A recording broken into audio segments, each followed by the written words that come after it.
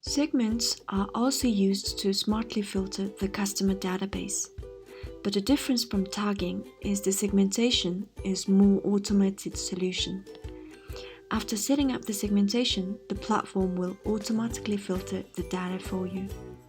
To set up the segmentation, first, you go to Settings by clicking the Settings button on the top right corner and tap the segments which is behind the General Settings. Once you enter the new screen, as you can see on the left, you can set up the segmentation on Customer and Company only. To create the new segments, press New Segments button and type the name of the segmentation, and if you want, you can choose the sub-segments, which is more specified solution.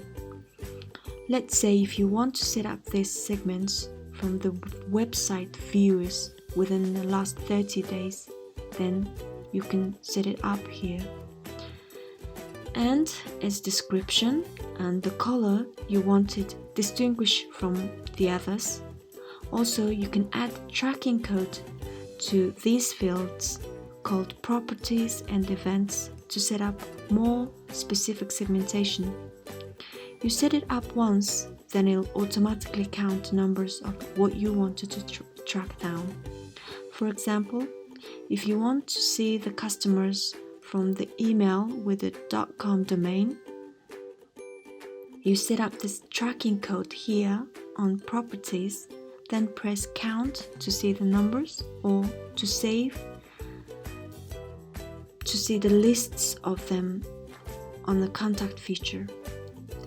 The event will help you to record user interactions with the various web elements like a menu system driven by Flash.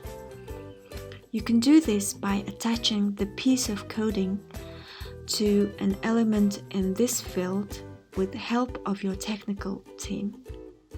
To do this, you should go to our user's guide at docs.erxes.io and its segment section, and paste the given script into your websites.